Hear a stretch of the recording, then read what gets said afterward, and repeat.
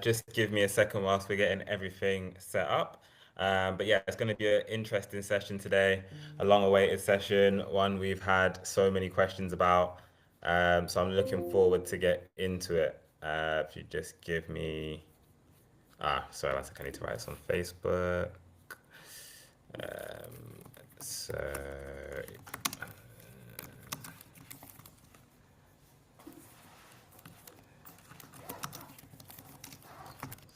okay, yeah, I'm looking forward to this one because it's been a topical one that we've received a lot of questions, even some criticism about. So I'm looking forward to clearing up some of that. Just gonna go live on Instagram and Facebook now. Should be live on YouTube. We should be live on Facebook. So cool. Welcome everyone. Welcome everyone. Back for another live session. Everyone should be on now. We're live everywhere, which is great. Live on YouTube.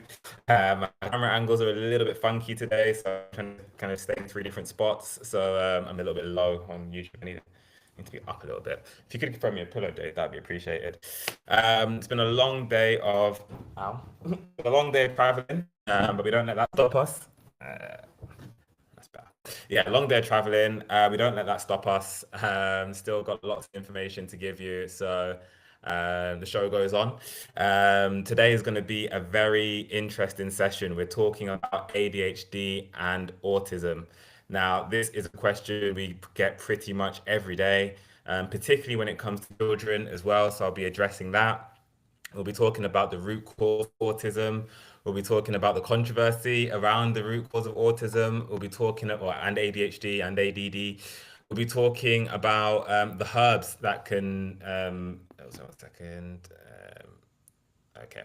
Yeah, we'll be talking about the herbs that can help as well. Because a lot of people dealing with ADHD symptoms, dealing with autism symptoms, and yeah, they want to know what can I actually do about it? How can I get rid of the hyperactivity? How can I help my child who is nonverbal? How can I increase my focus to be better at work? And all these different things. And it's important to say, not all symptoms are bad. There's lots of people that say, I love that, I'm great. I love get maths, but it'd be great if I had better social skills. So the great thing about this solution, you don't necessarily lose your upside, but it does help to correct some of those behavioral issues that may be holding you back. So um, I appreciate that, Kathy.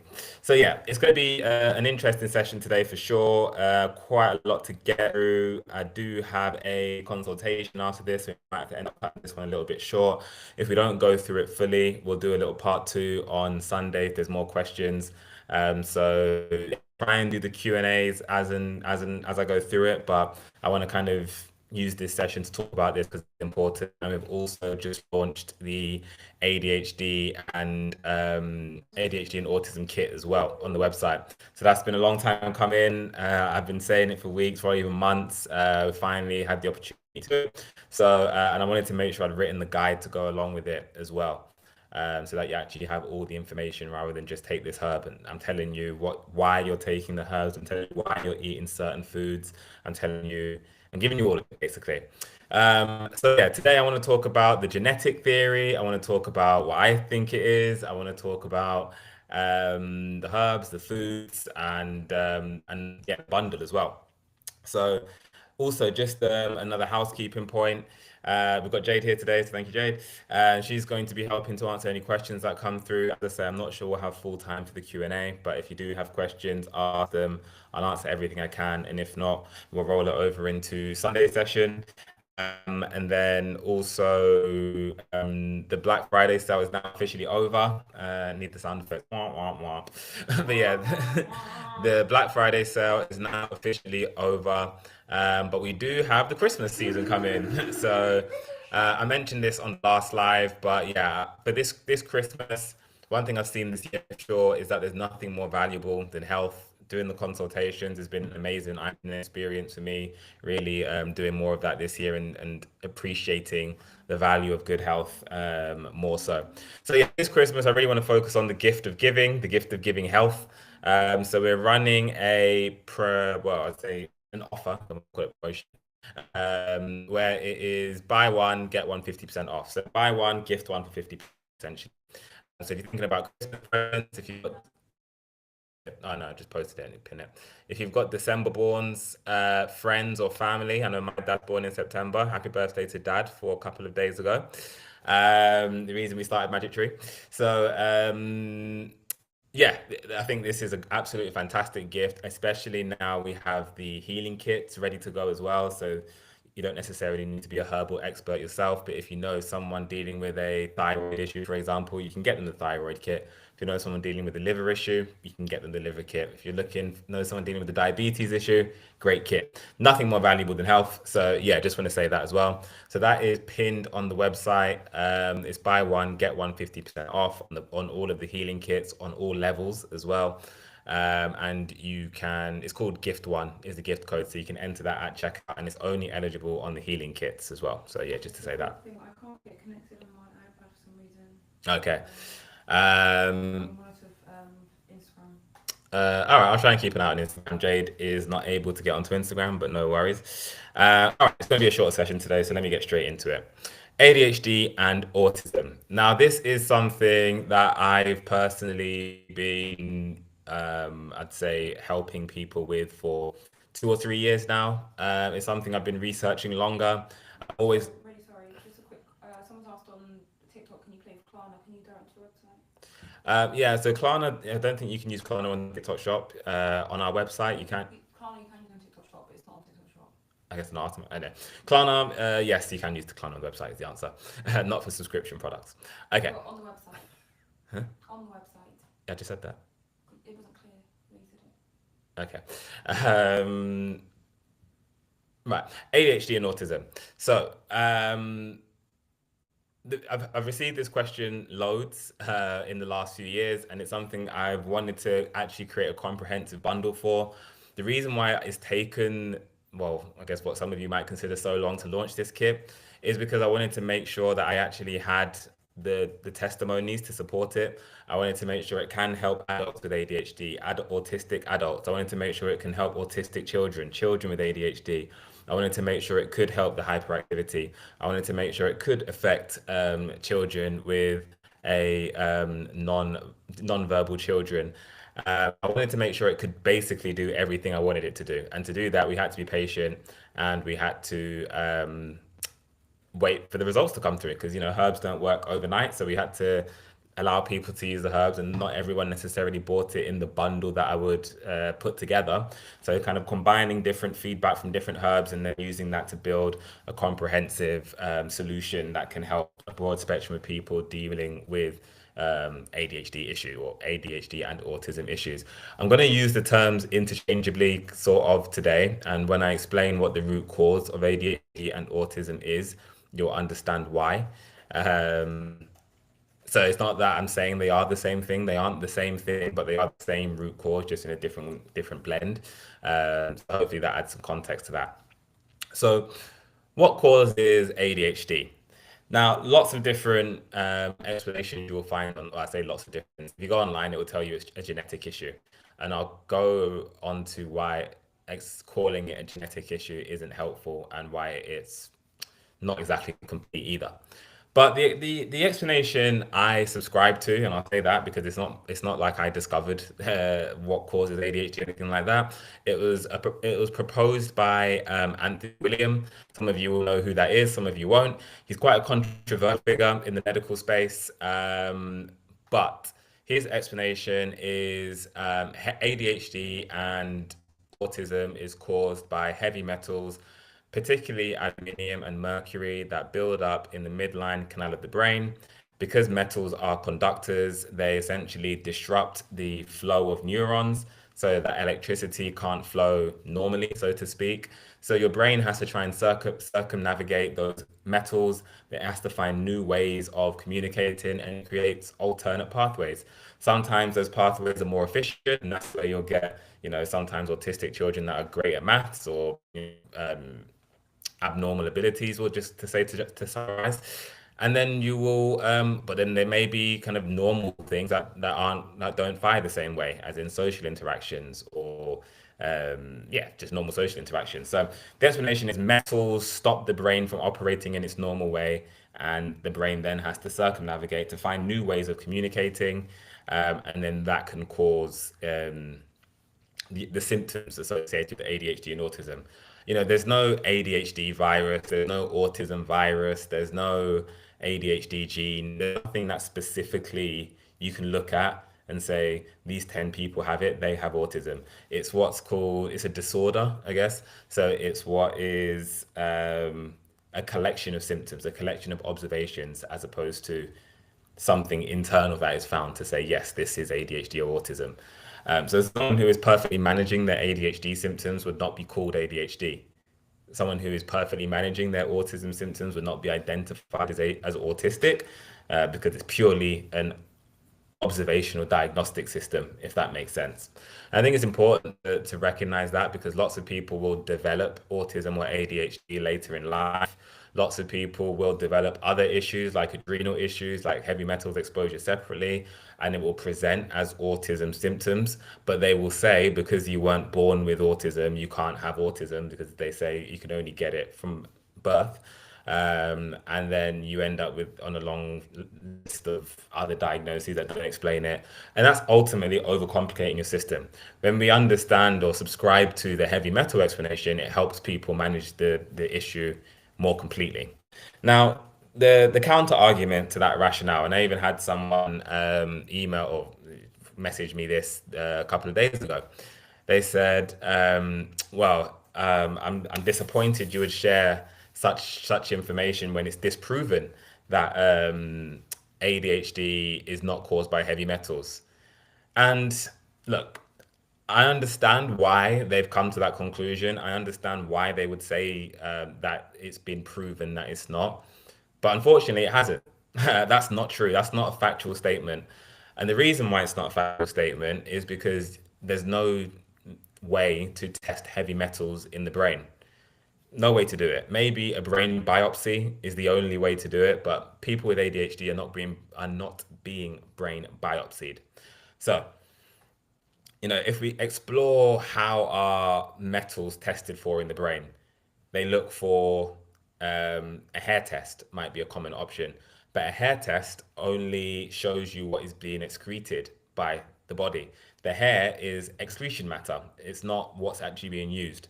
So if you have high heavy metal loads in your brain and your lymphatic pathways aren't open, your lymphatic pathways aren't open, you're low on glutathione, you're not actually able to excrete any of those metals. So nothing the makes it to the hair. Imagine you've got I was trying to think of a less disgusting example, but if you've got a toilet and then you are trying to look, let's say you've got a toilet and you've got the sewage system, and that sewage system ultimately leads to the river, right? You can't, you've got a blocked toilet. You can't check the river to know if you have a blocked toilet, ultimately. The only way you'd know if you have a blocked toilet is to check the toilet. You can't check the river, you can't check the pipes. You may be able to look at the pipes and say, well, there's no water going down this toilet, but then the toilet just may have never been flushed. You can't look at the river and say, well, there's nothing in the river, because the toilet may never have been used. The only way to actually prove the toilet is blocked is to look at the toilet. And it's the same way with the brain. The only way to prove there's actually metals in the brain is to look at the brain. You can't look at the river. You can't look at the hair. And it's the same thing when you do a urine test. They'll say, well, urine, no mercury in urine, so therefore can't be high in metals. Not true. If your kidney is backed up, it won't make it it won't make it, it won't excrete out the metals. If your liver's not functioning properly, which is the case with a lot of people that have heavy metals issues or chronic issues, your elimination pathways are backed up, then you are not going to present as, your urine is not going to present with the metals. Even if we look at a blood test only shows acute exposures of heavy metals. So if you've been working, on a construction site with heavy exposure to lead or something like that, if you've been working in a nuclear power plant, if you've accidentally swallowed a battery or these kind of things, then yeah, sure, you can, the metals will show up in your blood test. That's more if you have heavy metal poisoning.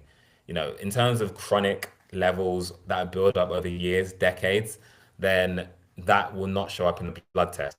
And the astute among you might say, well, if it's building up over years, decades, how on earth could a baby be born with ADHD?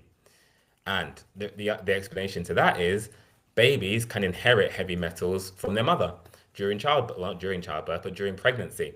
It can actually go through the placenta and actually go through to the fetus. So, and the crazy thing about mercury is that it builds up over generations. And you might say, how do you know that? Well, we can look at animals.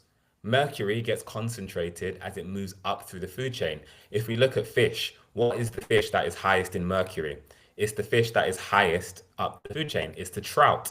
You know, the salmon, those kind of fish low down the food chain, they don't have the mercury because it's not getting concentrated up through different animals. It's the exact same mercury in the ocean that the salmon has, that the trout has. The trout has more mercury. It's eating the salmon that eats the smaller fish, tilapia, that then eats the algae, which has the mercury. Same mercury source, as it goes up through, it gets more concentrated and ends up more concentrated in the trout. Same thing happens with humans over 150, 250 years. When that industrial revolution hit in the 1800s, mercury exposure, aluminium exposure, lead exposure, asbestos, all of these toxic chemicals, then the pesticides came in. They all came in and they get more concentrated through the generations. That's why the incident of ADHD and autism is increasing. It's not going the other way. You know, and you see it in higher concentrations you see it in higher concentrations in regions that are higher in heavy metals, mining towns, where the water is higher in metals. You see it more often. And it doesn't necessarily mean they've been diagnosed, but when you get astute to what you're looking at, you can notice it. And that's not a criticism to anyone with ADHD by any means. That's just understanding how this cause makes sense. So, we've discussed the blood, we've discussed the hair, we've discussed the urine. There's no way to prove that, no, there's no way to even detect the level of heavy metals in the brain without doing a biopsy. And even then, if you biopsy one part of the brain, the metal deposit tends to accumulate together because it is attracting of each other. It is magnetic. So you might have a heavy metal deposit in one part of the brain and be completely clear somewhere else. If you drop a load of magnets into the ocean that attract to each other, and then you take a scoop of water in the ocean and say, well, no metals here, I guess there's no metals in the river, doesn't make sense. And you wouldn't do that. So there's no sense in doing that in the brain. Same with the herpes argument. There's no way to prove it unless you look at the whole brain. And that's not what we do in the case of ADHD or autism. So let's explain what we do in ADHD or autism. What is the current method? Um, so with ADHD and autism, the leading explanation is it's genetic. And that is a neat and tidy explanation because nobody really knows how to interrogate that explanation. Okay, well, it's genetic. Okay, it's genetic. My dad has it. I don't have it. No, I guess it's just skipped a generation. Okay. I'm a twin. I have it, and my twin doesn't have it. Well, I guess it just didn't hit me. Maybe it was environmental variance. Okay, well, that doesn't really, the genetic argument falls down. Well, I'm not going to say falls down because I'm not saying there's no genetic factor whatsoever. I guess when they say genetic, it's not like John has the gene, but Dominic doesn't. That's not how it works. It's not a binary gene-based thing. It's not like Huntington's disease where there is a Huntington gene that people have, which will make them susceptible to developing that virus. Their explanation is it's a polygenic issue, which means there are thousands of genes which all make small contributions to your risk factor of developing ADHD or autism. Now, if I asked them, could you tell me what John's risk of is developing autism? That is not a test that's available. So they can't look at John's genes and say, oh well, John, he's got 50 of those, 30 of those, so if, yeah, 70% chance. They can't do that. That doesn't happen. What they have done is look at people who have ADHD and autism, compare the genes of all those people, and then said, well, this one probably plays a 0.1% risk. This one probably also plays a 0.1% risk. That one might be a 1% risk. And they build out thousands of genes that then all have been found based off correlation to contribute to this issue. That's the explanation. As I said, when we look at the studies and the research, when you look at identical twins who have more than 99% of their genetic structure identical, exactly the same, And when I say 99, I know like we share 99% of DNA with a monkey. So I don't mean that type, but identical twins who really do share most of their DNA, they do not have well, not do not, let me not say that. In 30% of cases, one twin will have ADHD or autism, the other doesn't. If we're looking at fraternal twins, so non-identical but still share a large proportion of their genetic structure, 70% of cases, one twin will have it, or yeah, one twin will have it, the other one doesn't. So to me, that is not a strong explanation in terms of, well, this is the cause. Or at least if you want to say it is strong, 70% is fine for you, then it's not useful. Because telling me I have, 1,000 different genes that may increase my risk by 0.1%, which cumulatively, if I have the perfect cocktail of ADHD susceptible genes, then I'm 70% likely to get it. Again, does not tell me anything I can do about it. It doesn't tell me anything I can do to help my symptoms. It makes me feel helpless, and it makes me feel like I was just doomed by God. I was unlucky because if it's genetic, what am I supposed to do? And also, if it were genetic, then we wouldn't be able to help the symptoms, or we wouldn't be able to provide long-term results to people. So the fact that we can do that, the fact that I've seen that, the fact that we can support non-verbal children to develop 200 words in the case of a couple of months, as we've seen in more than one case, tells me you're not doomed by God with your genetics. That's not what the issue is here.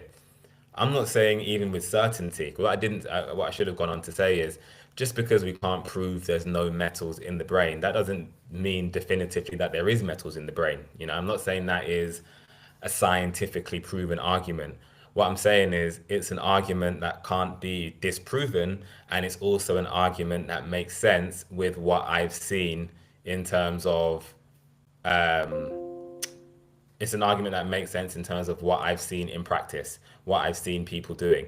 So that's why it's an explanation that stands up for me. I guess I'm not that interested if science then goes on to find some gene that says, well, if you don't have this gene, the heavy metals don't impact you in the same way, because it's not relevant. It's only relevant to you if you're suffering from ADHD or autism. So if you're suffering, you have the genes. We can't do anything about that. It's irrelevant. What we need to do is how can we actually help your symptoms long term that don't have long term side effects? That's not Ritalin. That's not Adderall. That's not these drugs that can ruin your serotonin reuptake over the years. That's not drugs that ruin your adrenal glands over the years. That's where I care. How can we help you through your symptoms in a way that actually supports you in the long term? That's the important part for me, not has some scientist discovered this yet, because that does not help anyone. And until they develop the magic pill with no side effects that completely gets rid of ADHD and autism with no long-term implications, then I guess we're still stuck with trying to figure it out for ourselves. We're still stuck with the natural approach. We're still stuck with the best of pharmaceuticals. That's what we have today. So that's what we're making the most of. Okay, so I know kind of Someone said, so true, I'm a twin, you are right, I had ADHD, my twin brother didn't, but his son and my nephew had autism, almost non-verbal. okay. So yeah, I'm guessing me saying, well, you had 1,000 genes that contributed 0.1% doesn't help you in that situation. What I am going to do right now is tell you what can help and what I've seen help most importantly. So when we understand metals are the root cause of the issue, or let me not say root cause. When we understand metals are a key trigger and aggravator and cause for prenatal children, then we need to address that, and we need to stop doing things that aggravate that. We need to stop eating the eggs. We need to stop eating the dairy. We need to stop eating cakes, cookies, sweets. We need to stop drinking coffee. We need to stop eating ice cream. We need to stop even using too much butter on our toast. Why? What do all those things have in common? They're all high fat, high sugar combinations. Cream, custard. These are all the things that you will benefit from eliminating if you are someone struggling with ADHD or autism.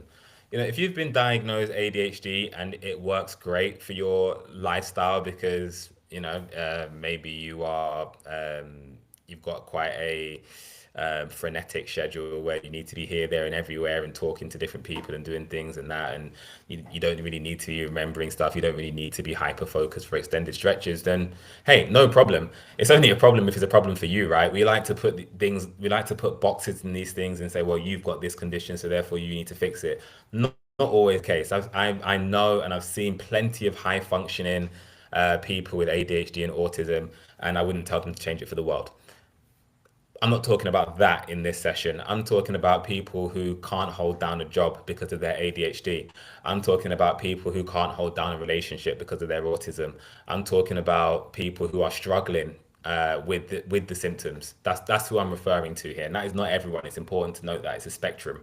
So why do we need to lay off the fat and the sugar most importantly? Well, because when you have fat and sugar that goes to the brain, what it does, it causes the metals to rust. It causes the metals to oxidize. It causes the metals to leach corrosive residue that then can leak into nearby brain tissue and cause neuronal damage. That's when you get the severe worsening in the symptoms. That's what we need to avoid when we're dealing with non-verbal children, because the damage is what's important. The metals being there is one thing.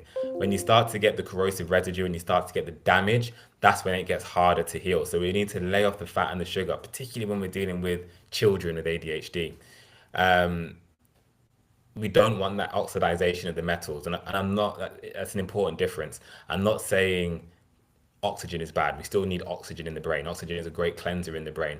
We also want antioxidants as well. So lots of berries, lots of mangoes, lots of melons, lots of schisandra berries, lots of goji berries, lots of acai berries. All of these berries are really good sources of antioxidants. Butterfly blue tea, if you're going to be drinking herbal tea. Um, you notice I said stay away from the coffee. Why did I say stay away from the coffee? Well, because the coffee is caffeine. And what does caffeine do? It spikes your adrenal glands, and your adrenal glands produce cortisol, which is your stress hormone. And what that stress does, what that adrenaline does, because it secretes both, it goes up, shoots through your nervous system, goes to your brain, and it mixes with the metals. And it's like fuel in the brain. Literally, adrenaline is fuel. When someone is having an allergic attack, they give them epinephrine, which is a form of adrenaline. If someone's heart stops, they give them epinephrine, which is a form of adrenaline. It's fuel. It's literally like pouring fuel onto the fire to get you up and going. When you drink coffee, that's what your body releases. Now, that caffeine, it raises your heartbeat, but it goes into your brain, and that fire, that fuel, it basically singes your nervous system. It's super dangerous when you've got metals in the brain, because what is metals? They're a conductor. If you put aluminium in the oven, what does it do? It gets hot. If you put what do they use in thermometers? Mercury. Because when it gets hot, it reacts, it spreads, it grows. That's what mercury does. When you have adrenaline that's surging through the brain non-stop because you're drinking 2, 3 cups of coffee a day, all that heat creates that corrosive residue, which leaches and breaks down the brain even more. Super dangerous. Actually, one thing I have noticed from my own personal experience, I'll speak to people and they say they took THC, or they had mushrooms or something like that, and then they ended up having a psychotic break or an out of body experience where they transcended, came back, and nothing was the same. Some people who don't believe in that stuff will say, oh, whatever, they were high or whatever. That's not what's happening. What's actually happening from a scientific explanation is that when you have psychoactive drugs, THC included, it releases large amounts of adrenaline. When that adrenaline goes into the brain, if you've had a coffee, if you've had a Red Bull, if you're drinking alcohol at the same time, more adrenaline, more adrenaline, more adrenaline. Then you've got the heavy metals in there, conductor, more heat. Then you might have an Epstein-Barr virus, which most people have, neurotoxins. When there's high cortisol, the neurotoxins go haywire, more stress on the brain. And essentially what happens is you can just crack. The brain essentially just can't take it anymore, and it snaps. And that's when you get that out of body experience. That's when you just can't seem to come back. That's when you dissociate. That's what's happening there. Um, so when we're dealing with ADHD, you're almost more susceptible because we know there's that heavy metal load there.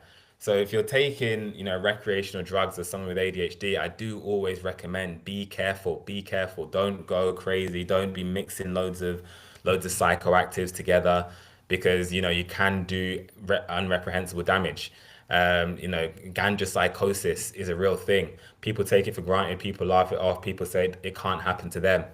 It can, because if you are someone with high heavy metals in the brain and you're smoking all day, that's more metals in the brain. And then you have the THC, it can just send you over the edge. So, this isn't a frank talk, but I wanted to just say that because I see it. I see it. I've spoken to at least 3 or 4 people this year that it's happened to.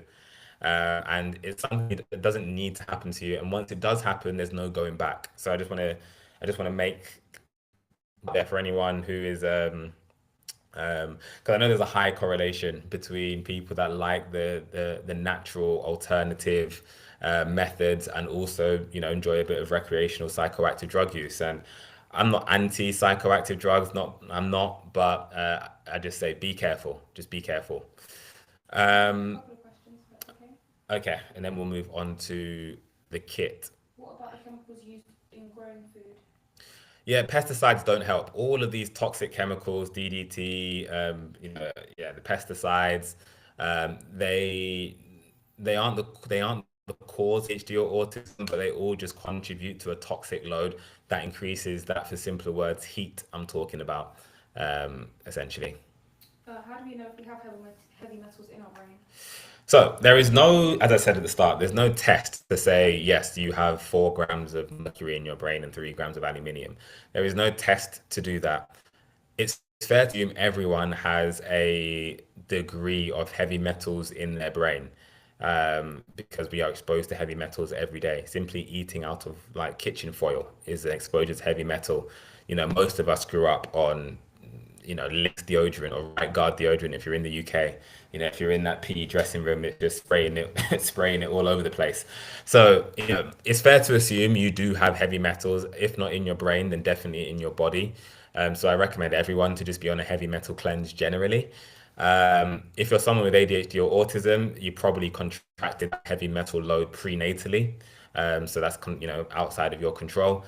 If you are someone who was fine and then developed symptoms as a baby, which I see as well, you may have had an acute heavy metal exposure, which has tipped you over the edge. So there's lots of different ways to develop it. I think symptoms are kind of the best way to assess it. However, um, I would just say It's live. it's best to always be, heavy metal detoxing. It's live on TikTok. Awesome. So the ADHD and autism kit is It's now called the Focus Kit. the focus kit, sorry, is now live on TikTok. We can't use health claims, so we couldn't call it the ADHD and autism kit. It is the same kit. If you're on the website, it's on the website as well. Makeup by Sandy's. If you want the cleanse, yes, I'm going to talk through it now. So there's the heavy metal cleanse, and then there's the ADHD kit separately. So the heavy metal cleanse is more of a heavy, comprehensive heavy metals from the brain, the central nervous system, the liver. That's what that kit is about. The ADHD kit is more about, yes, we want to cleanse metals, but we also want to actually restore and rejuvenate that brain function from the years of damage, and that corrosive residue that I was talking about. So yeah, Castillo, can a 9-year-old be on this kit? My favorite thing about this kit is that it is safe for all ages, used in moderation. I wanted to design it that way. I didn't want to make a kit that kids couldn't use because most of the questions we get are about children. And I'm not surprised because, as I said, it gets more concentrated through the generations. ADHD and autism is only ever going to go one way. Until we find the cure, which I don't think we will, at least not in our lifetime, we're not going to fix ADHD or autism. It's not going to happen. So it's super important that this kit is available, is effective for children and safe for children. So one thing I would just say, if you're giving the kit to children, all of the daily recommendations are based off a 70-kilogram adult. So if you're dealing with a 9-year-old, in the case of you, Castillo, and that 9-year-old weighs, I don't know, 30 kilos, then, or 35 kilos to make the math a bit easier, then divide it by two, in terms of the daily dosages. If someone is heavily autistic, then I'd probably bump that up. It's a guideline. When we're dealing with natural herbs, we can't give an exact dosage because everyone's toxic load is different, everyone's metal load is different, everyone's body weight is different, everyone's ability to metabolize the active ingredients in the herbs is different, everyone's liver is different. So you can't just say, yes, 500 milligrams will help everyone. It doesn't really work that way. You kind of need to figure out a dose that is perfect for you, for yourself. Obviously, with the safe limits of lion's mane would be 2 grams, but you can go all the way up to 8 grams. I'm not saying you go to 8 grams, but um, it's not an exact science, and even actual medication isn't an exact science. It's based off a study of usually men, usually white men as well. So it's not to say that just because the doctor says 500 milligrams is the best for you or the best thing to take doesn't mean it's the best for you. One paracetamol isn't necessarily exactly what you need for your pain. So I always recommend people to kind of move away from, sorry, sir, how much do I need to take exactly? And more just, okay, this is what's beneficial. This is why it's beneficial. This is a suitable dosage for the average adult. Like if I've got a higher toxic load, maybe I need a bit more. If I'm a bigger person, maybe I need a bit more. If I've got, more fat in my body and the bioactive ingredient is fat soluble, maybe I take a bit more, or maybe I take a bit less even. So we have to the more we can understand how these herbs work, the more we understand our own body, the better we can use these instruments, the better we can use these tools. But yes, okay, let me get into the kit because I was supposed to do that 10 minutes ago. We've only got 18 minutes left. Cool. So the first herb in this protocol, and it won't surprise anyone, it had to be lion's mane. Had to be the lion's mane. Why? Because I've spoken about the damage caused by the corrosive metals. The lion's mane is the best thing for getting that brain function back. It causes neurogenesis, which is the growth of new brain and nerve cells, particularly in the prefrontal cortex and the hippocampus. These are the parts of the brain affected by ADHD in particular. It also reduces neuroinflammation. Yeah,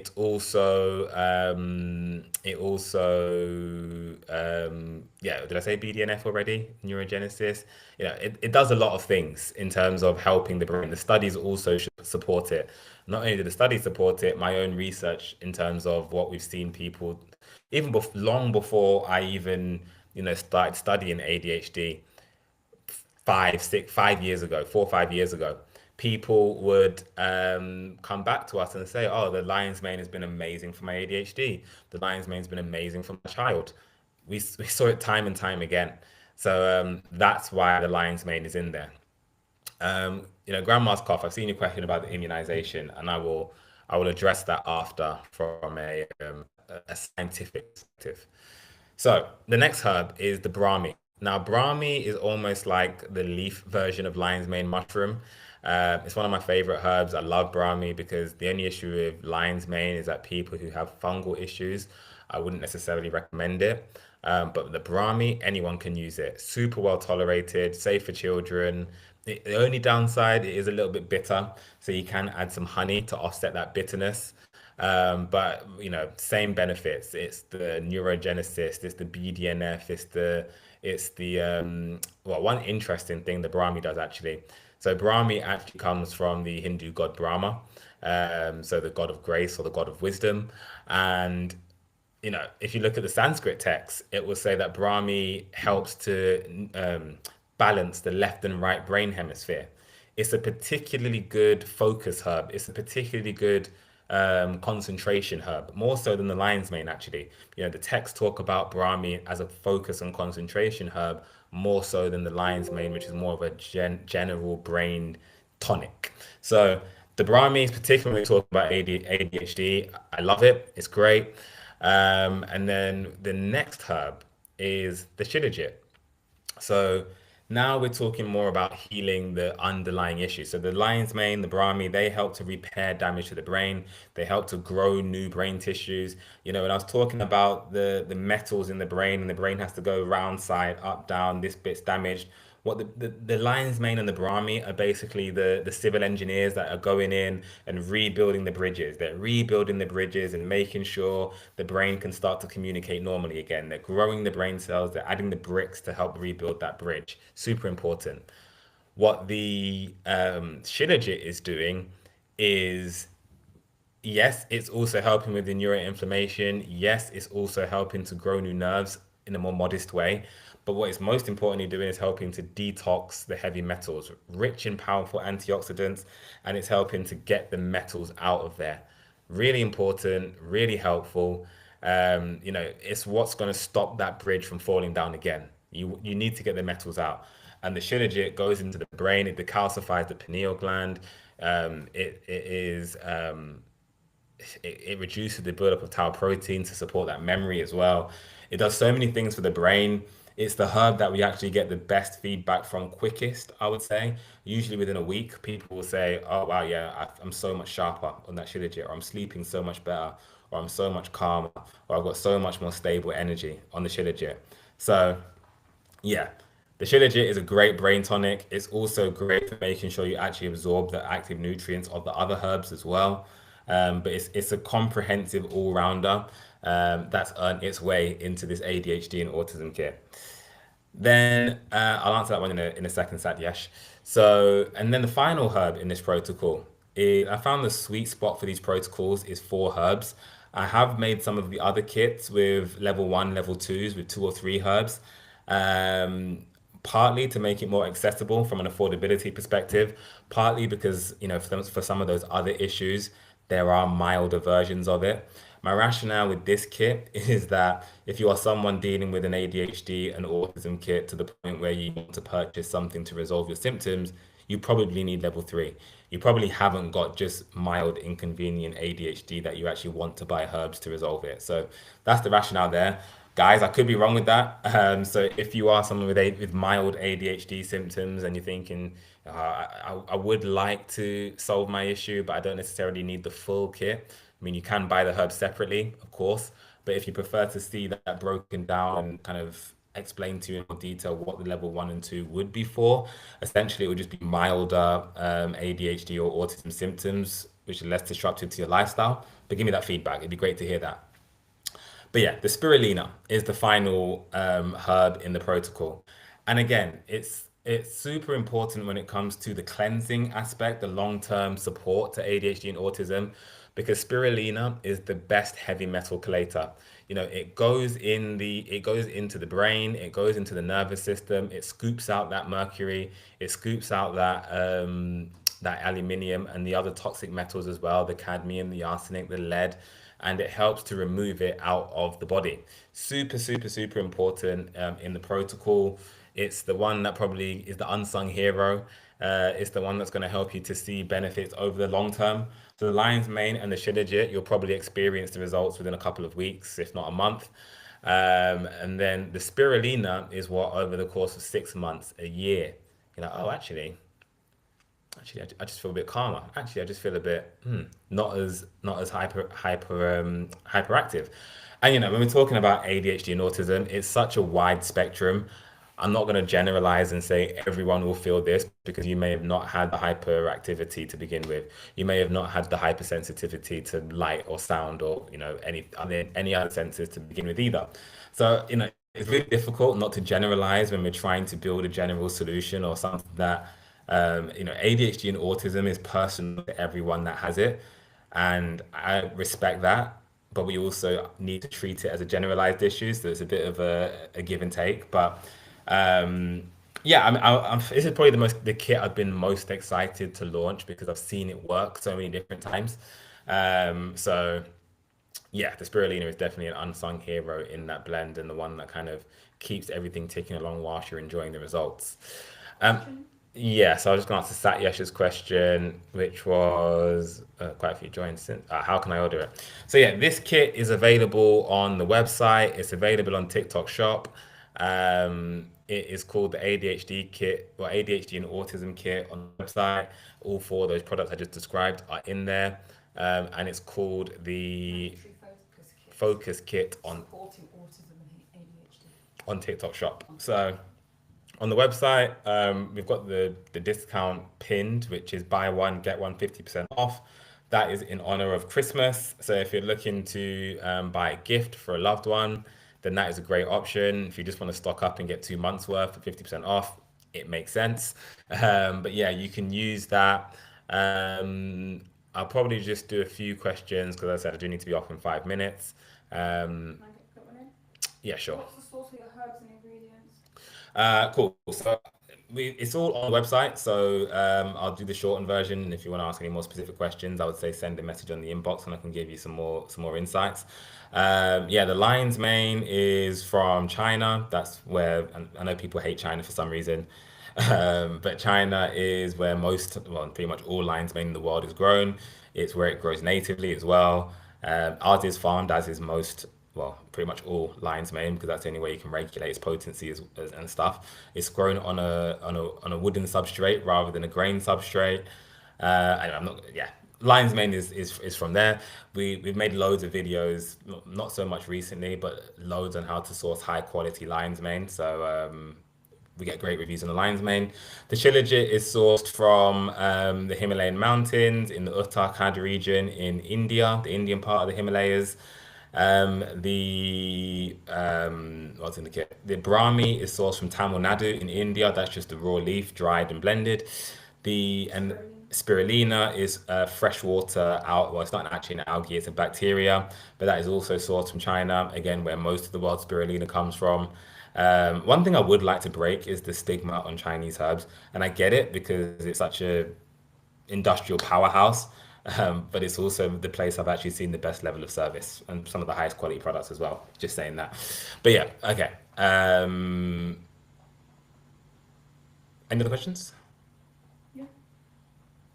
Well, is it good for OCD? Someone else. Yes, it is good for OCD. I think, yeah, bipolar disorder, OCD, not anything, but a lot of things on the neurodiversity spectrum, this kit will be good for, because most things on the neurodiversity spectrum are caused or at least exaggerated by heavy metal exposure. How do we know that? Because someone who has acute mercury poisoning can show all of the symptoms on the neurodiversity spectrum. So there's your proof. So yes, I would recommend it for OCD.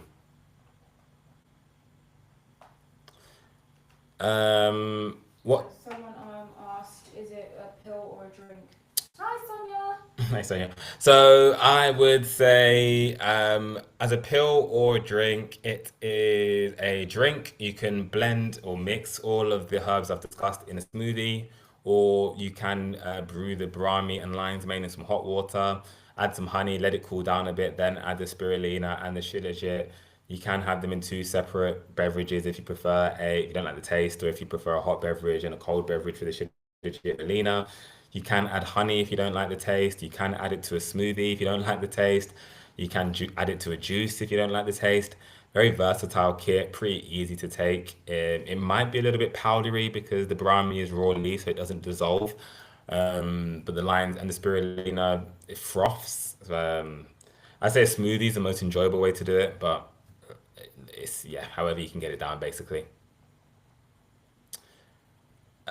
Just ask Jade's find another question. What do you use for bladder problems? Slight diversion from the ADHD kit.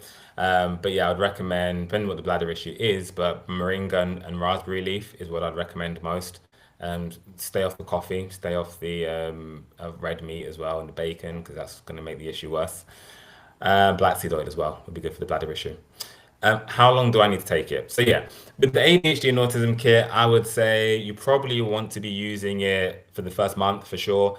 When you after that first month, you will probably experience some benefits, I would expect, whether that's better concentration, whether that's better sleep, whether that's a better sense of calm. It really does depend on what symptoms you are experiencing, but I usually see X benefits within 1 month. Um, if it went beyond 2 months, I would say stop taking the herbs. It's not going to work for you, because usually you see it within the 1 or 2 months. Oh, look, it doesn't work for every single person. It's not a magic pill. It's not a magic bullet. I suppose, yeah, the diet side as well. If you continue eating the cakes, if you continue eating the chocolate, if you continue eating the milk, the butter, all the stuff I said to avoid, and you're not eating the berries, you're not eating the melons, you're not eating the sweet potatoes, you're not eating the butternut squash, then look, it's gonna slow your progress. Guys, one thing I will say actually before I jump off, I have written a guide, which is kind of your support. I think if you go to, yeah, yesterday's video, I made a post about ADHD on Instagram. If you go to that video and comment, I want to say focus, I think it's focus. I actually send you the free guide that comes with all of the, if we pause on Instagram due to connection, probably just in time. Um, all right, back. Yeah. If you go to that comment on the last post and comment the word focus, you will actually receive a free guide that I've written. Well, it's not free. It's actually included with all of included with the ADHD kit when you purchase it. But I just wanted to get the information out to help people. So I've released it for free. It's on the post. If you just comment, you will receive it. Um, and that gives you all the information. Well, I've told you here, but it kind of goes into a bit more detail and gives you all the information in terms of what foods to avoid, what foods to eat, the types of things to look out for in deodorants, the types of things to look out for in cosmetics, where you can get heavy metal exposures. I direct you to where to find that as well in the guide. It's not long. It's literally 2 pages where I've just condensed everything in there, how to use the herbs, how to take the herbs. So if you are someone who is on the fence, you're someone who's got ADHD and you're like, I'm not sure I need it, the best next step would be to go to Instagram, look at yesterday's video about ADHD, comment focus. You can read the guide for yourself. If you think, don't trust this guy, don't buy the kit. If you don't trust me, don't buy it. I'll be the first one to say that. If you're reading the guide and you're like, actually, that makes sense. That actually, no, you know what? When I have eaten a high dairy diet, my symptoms are a bit worse, so that kind of thing. Then please buy the kit because the results I see from this kit are amazing. Obviously, yes, I benefit if you buy it, but I'm very confident in saying you benefit more, honestly, especially for kids. I see it works wonders with kids, which is why I love this one so We've got much. lots of testimonials with kids. Yeah. Um, so Someone yeah, said, so it sounds quick question. Someone said, is raw organic dairy okay? no, If it's it's not sourced okay. directly from the farm. I don't care if you're sucking it from the cow's teat. Stay away from it. Why? Because it doesn't matter how organic and natural it is. It's high fat and it's high sugar, and it's not high ash minerals. It's not high antioxidants. That's what protects you from the sugar. I'm not even talking about fat here, because even too much avocado is bad for someone with autism. So I'm saying if you've not got the sugar to if you've not got the antioxidants that comes with the berries, that comes with the melons, that comes with the antioxidants to protect you from that sugar, don't be doing the sugar. If fat, stay away from it. There's no good fats. Avocado is the best of a bad bunch, but if you're someone with ADHD, you're not going to heal from eating avocado. Instead of eating the meats, the red meat, the pork, yes, do the nuts, do the avocado because you do need fat. I'm not saying you're going to have a fatless diet for the rest of your life, so that's a better source.